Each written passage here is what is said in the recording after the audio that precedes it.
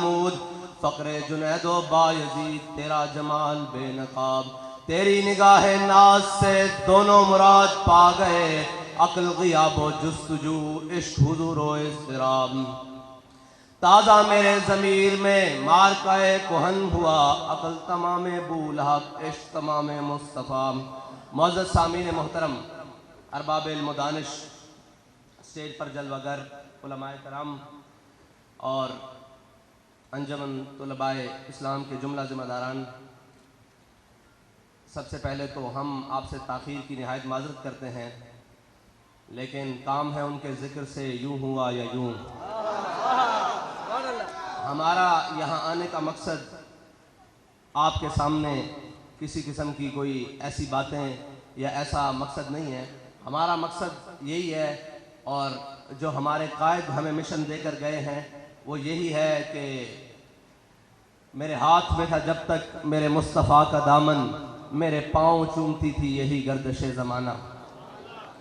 ہمارا مقصد روڈ پر ہو، چوک پر ہو، جیلوں میں ہو، کتابوں میں ہو، قلم میں ہو، وہ صرف یہی ہے کہ امت کا اپنے حبیب سید عالم صلی اللہ علیہ وسلم سے تعلق مضبوط ہو جائے۔ اور یہ جب تک تعلق مضبوط تھا تب تو ہم کیسر و کسریٰ کو اپنی ٹھوکر میں رکھتے تھے، تب تو ہم برائے اعظموں پر حکومت کرتے تھے، لیکن جب سے یہ تعلق کمزور ہوا ہے، اقبال کہتے ہیں نا کہ وہ فاقہ کش جو موت سے ڈرتا نہیں ذرا، روح محمد اس کے بدن سے نکال دو۔ تو یہ تمام کفر اور اس کے سرغنہ وہ صرف ایک ہی محنت میں ہے کہ جناب ان کا تعلق اپنے آقا و مولا صلی اللہ علیہ وسلم سے کمزور کر دیا جائے۔ وہ یہ سمجھتے ہیں کہ ہم دنیاوی تعلیم، ابھی مجھے بتایا بھائیوں نے کہ ہماری وہاں بہنیں بھی سن رہی ہیں، تو وہ یہ سمجھتے ہیں کہ جناب ہم یہ تعلیم دے کر اور یہ جناب یونیورسٹی میں پڑھا کر، یا ہم جدت کے نام پر، ہم ترقی کے نام پر اس امت کو اس امت کے دلوں میں ان کے آقا و مولا صلی اللہ علیہ وسلم کی محبت دلوں سے نکال دیں گے، تو یہ ممکن نہیں ہے۔ اس لیے کہ اس امت کی ماؤں نے ان کو لوری صدقے یا رسول اللہ کی دی ہے، ان کو لوری سیدی یا رسول اللہ کی دی ہے، ان کو لوری یا نبی کی دی ہے، ان کو لوریاں لبیک یا رسول اللہ کی دی ہیں، ان کو لوریاں تاجدار ختم نبوت کی دی ہیں۔ ان کے دلوں میں سے حضور کی محبت کو دور نہیں کیا جا سکتا۔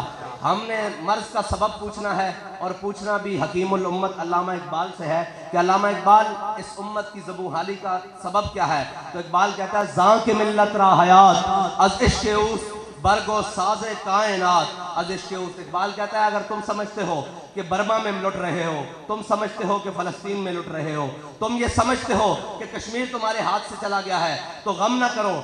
ہم نے کہا اقبال کیوں؟ اقبال کہتا ہے کہ نکل کر صحرا سے جس نے روما کی سلطنت کو الٹ دیا تھا، سنا ہے قدسیوں سے میں نے کہ وہ شیر پھر ہوشیار ہوگا۔ اقبال کہتا ہے جس نے صحرا سے نکل کر کیسر و کسریٰ کی سلطنت کو اپنے پاؤں کی ٹھوکر میں ڈال دیا تھا، سنا ہے قدسیوں سے، کہتا ہے میں نے فرشتوں کو آپس میں باتیں کرتے ہوئے سنا ہے کہ ابھی حضور سید عالم صلی اللہ علیہ وسلم کی امت اپنے حبیب سے، اپنے حبیب کی محبت کے دامن سے پیوستہ ہونے والی ہے، اور پھر وہی دوبارہ نشاط ثانیہ والا ماحول پیدا ہونے والا ہے۔ لیکن اس کے لیے ہمیں کرنا کیا ہے؟ اس کے لیے ہمیں کرنا یہ ہے کہ ہم نے اپنے آقا و مولا صلی اللہ علیہ وسلم کی محبت کو اپنے دلوں میں راسخ کرنا ہے اور پختہ کرنا ہے، اور اس انداز سے پختہ کرنا ہے۔ اقبال کہتا ہے تیری خاک میں ہے اگر شرر، تیری خاک میں ہے اگر شرر تو خیال فقر و غنا نہ کر۔ یہ کبھی نہیں سوچنا کہ جناب ہمارے پاس وہ طاقت آئے گی، ہم جناب امریکہ سے کیسے لڑ سکتے ہیں،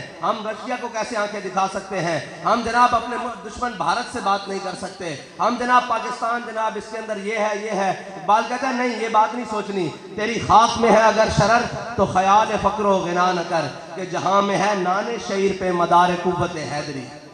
وہ علامہ اقبال نے اس واقعے کی طرف اشارہ کیا ہے کہ ایک شخص مسجد نبی میں آیا، مولا کائنات سیدنا علی المرتضیٰ مسجد میں بیٹھے ہوئے ہیں، تو ایک شخص آ کے کہنے لگا میں نے علی کو ملنا ہے، تو آپ نے فرمایا مجھے علی کہتے ہیں۔ اس نے کہا یہ کیسے ہو سکتا ہے کہ مسجد میں بیٹھا ہوا شخص ایک خشک ٹکڑے پانی کے ساتھ کھا رہا ہے، تو وہ علی تو نہیں ہو سکتا۔ وہ کہنے لگا میں نے اس علی سے ملنا ہے جس نے بائیں ہاتھ پہ خیبر اٹھایا ہے، میں نے اس علی سے ملنا ہے۔ میں نے اس علی سے ملنا ہے جس نے عمر بن عبد ود کے 2 ٹکڑے کیے ہیں. میں نے اس علی سے ملنا ہے. میں وہ علی سے نہیں ملنے آیا کہ جو جناب یہاں پہ بیٹھ کے کہا ہو کہ میں خوش ٹکڑے کھا رہا ہوں. تو آپ نے فرمایا جھلیا مینو ہی علی کہنے اوے دیوانے مجھے علی کہتے ہیں. وہ ہماری روحانی پاور ہے, یہ ہماری جسمانی پاور ہے.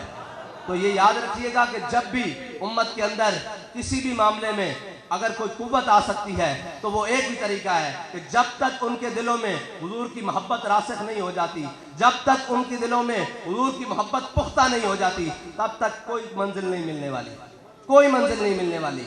نہ ہم کسی منزل کو پا سکتے ہیں, نہ ہم کسی نظام کے ذریعے ہم اس ملک اپنے وطن عزیز میں کوئی بہتری لا سکتے ہیں. اگر کوئی بہتری آ سکتی ہے تو علامہ اقبال سے پوچھتے ہیں علامہ اقبال کیسے بہتری آ سکتی ہے؟ علامہ اقبال کہتا ہے فقر کے ہیں معجزات تاج و سریر و سپاہ, فقر ہے میروں کا میر, فقر ہے شاہوں کا شاہ. علامہ اقبال کہتا ہے فقر کے عجب معجزات ہیں. یہ جناب کبھی تخت پر لے جاتا ہے, کبھی تاج میں لے جاتا ہے, کبھی جناب سپاہ میں لے جاتا ہے. اقبال کیسے, یہ کیسے ہوگا, یہ کیسے ممکن ہے کہ جس امت کے بارے میں, جن لوگوں قوم کے بارے میں لوگ کہتے ہیں یہ کبھی نہیں اٹھ سکتے, یہ پاکستانی قوم اب اس معیشت کی دلدل میں پھنس چکی ہے, یہ کبھی نہیں اٹھ سکتی. اقبال کہتا ہے اگرچہ ضربی ہیں جہاں میں کاذل حاجات, جو فقر سے میسر ہے تونگری سے نہیں. اگر جواں ہو میری قوم کے جسور و غیوز, قلندری میری کچھ کم سکندری سے نہیں.